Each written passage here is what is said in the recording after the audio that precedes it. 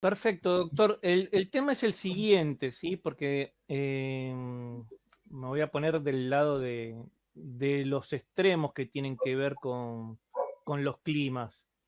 Eh, ¿Cómo podemos hacer? Porque, digamos, supongamos si hablamos de Chile, Brasil, España, Canadá, norte de Estados Unidos, si por más que nosotros quisiéramos mejorar genéticamente y tratando de buscar como característica principal las características genéticas que tiene la africanizada, no soporta la africanizada las temperaturas y los inviernos que tenemos nosotros, ¿cómo podemos entonces llevar ese tipo de manejo o ese tipo de genética cuando el medio ambiente no lo permite?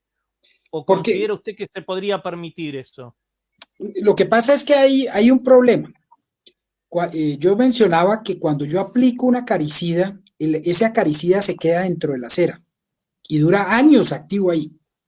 Entonces, ¿qué pasa? Cuando yo aplico un acaricida y él se me mete en la cera y yo le hago estas pruebas a esas abejas y resulta que da poquito, pero resulta que da poquita varroa es porque tiene harto acaricida ahí acumulado. Entonces, esas pruebas van a funcionar siempre y cuando yo utilice cera que no tenga acaricida acumulado, por ejemplo, que me va a distorsionar el resultado. Esa es una. La otra, si yo voy a utilizar algún sistema, alguna herramienta para eliminar las barroas y poder sobrevivir, porque yo entiendo que si yo no hago nada, esas colmenas no van a aguantar el invierno. Allá en los países de estaciones ocurre eso. Pues utilicen otros métodos para eliminar la varroa, como hacen los rusos. Es coger el paquete de abejas cuando ya no hay cría y meterlos en una cámara y darle temperatura 50 grados, 8 minutos.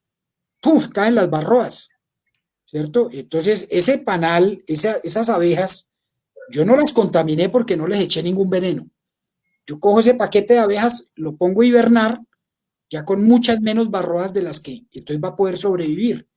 Y vuelvo y repito mi programa de selección y ahí van apareciendo colmenas magníficas que van a ser mordelonas, que van a morder mucho la barroa, que van a suprimir la reproducción de la barroa. Hay que, hay que, hay que usar estrategias menos lesivas, porque como le digo, en Argentina llevan 44 años aplicando productos químicos y cada vez hay más barroa. Entonces, ¿qué quiere decir? Que esa estrategia no sirve. Entonces la gente dice, no, use un producto, a los 8 días este otro, y a los 15 días este otro, y siempre hay más barroa. Pues es que a quien le conviene la venta de esos productos, la aplicación de esos productos es al que los produce, a las casas que venden los químicos.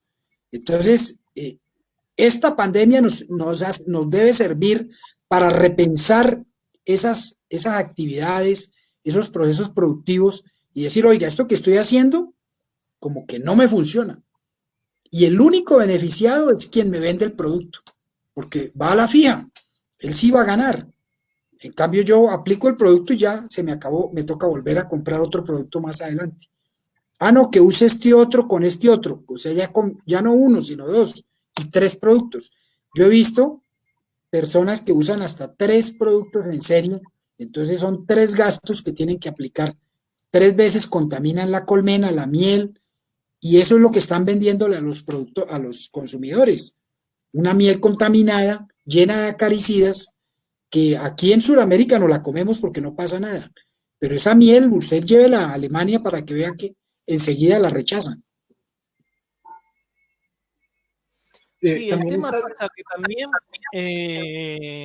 estamos hablando como el método ruso que usted dijo, puede llegar a ser aplicable, depende de la cantidad también de colmenas, ¿sí? Tenemos acá apicultores de entre 2.000 y 3.000 colmenas, creo que debe ser también un factor de manejo acorde al nivel de explotación apícola. No considero que, quien sabe, un apicultor con tantas colmenas pueda tomarse ese trabajo de paquetear 2.000 colmenas, llevarlas, hacerle ese shock de calor y después. Es que ese tipo de desarrollos los tienen que hacer las universidades, los institutos, que tienen la gente, el tiempo, los recursos para hacer selección de líneas de abejas para que toleren la varroa.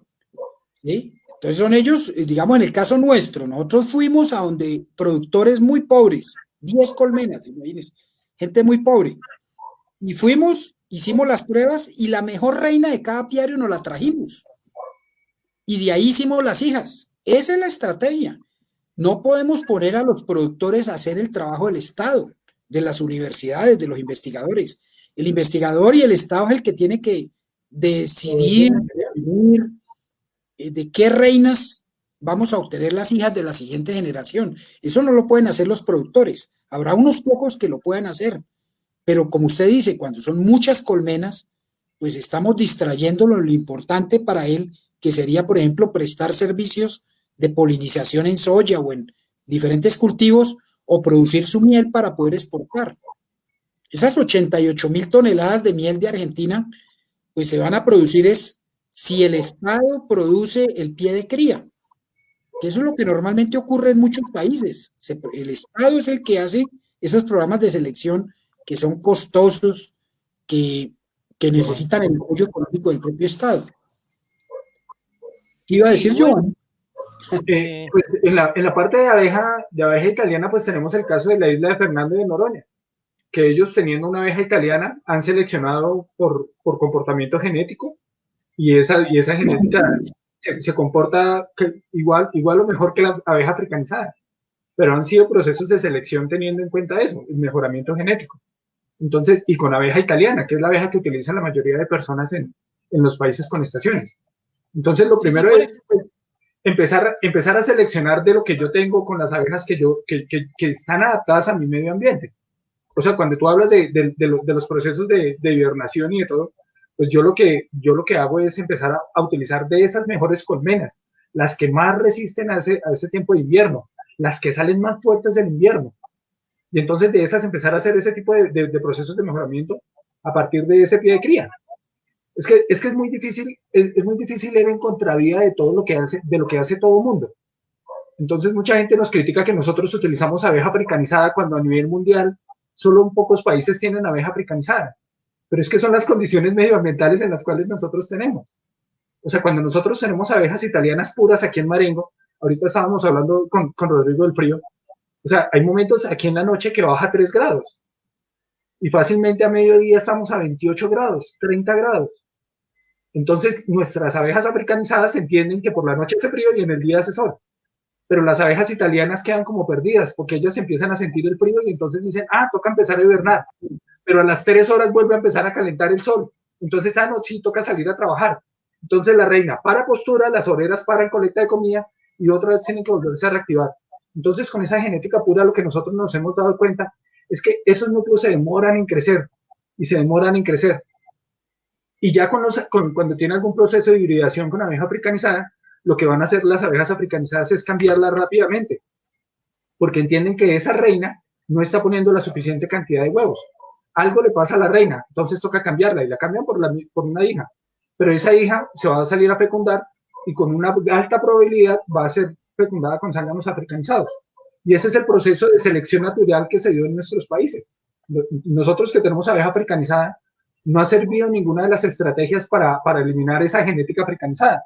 Es más, todas las reinas que empezaron a dar en el comité mediante el comité de cafeteros aquí en Colombia, acuérdense que el comité de cafeteros empezó daba reinas en los años 80 para que empezaran a reemplazar esa reina con esa genética africanizada que era muy defensiva, que ya no la podían tener dentro de los cultivos.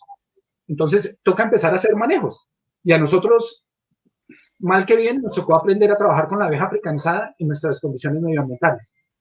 Y hay varios sitios en Colombia en donde la gente ha buscado esas estrategias de mejoramiento genético. Y yo creo que esa es la forma más fácil de hacer la selección. O sea, todos nuestros apicultores saben cuál es la mejor colmena. O sea, uno cuando va a campo a trabajar con los apicultores le dicen, uy, esta colmena es la mejor, esta es la que más cosas me recolecta. O sea, ellos ya lo tienen en esa impronta de cuál es la mejor colmena. Y también a uno le dicen, uy, doctor, esperemos, destapemos esta colmena de último, que es la más defensiva. Entonces nosotros que le decimos, bueno, empecemos a mirar ese manejo que deben ustedes hacer con esa colmena defensiva, empieza a mirar de cuál colmena puede usted reemplazar esa reina, sacar reinas de su misma colmena.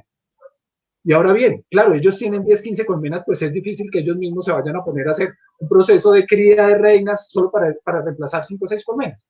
Entonces, de acuerdo con lo que decía el profe, o sea, hay cosas que el Estado debe brindarle a nuestros apicultores, hay cosas que la universidad debe investigar para poder desarrollar toda esa apicultura a nivel nacional. O sea, nuestros apicultores de hoy en día cada vez son más profesionales, o sea, son profesionales que tienen una carrera en diferentes áreas, sino que empiezan a ser los nuevocampesinos, empiezan a ser personas que tienen una profesión, pero tienen una finca y entonces en la finca empiezan a montar cosas. Esas personas empiezan a entender esa necesidad de tener un producto mucho más limpio. O sea, el profe Tello lo comentaba en otras charlas. O sea, nosotros empezamos a contaminar lo que nosotros nos vamos a comer. Empezamos a aplicar una gran cantidad de fungicidas, herbicidas, una gran cantidad de productos agropecuarios en nuestras colmenas, que desafortunadamente eso va a empezar a generar una resistencia de todo. O sea, durante mucha época, en muchas especies animales, uno de los primeros desarrollos que se daba era la aplicación de antibióticos. Y hoy en día los antibióticos están mandados a recoger en la industria animal, porque esos antibióticos empezaron a generar resistencias en los animales y obviamente mucha resistencia en los seres humanos, que eran los que nos las consumíamos.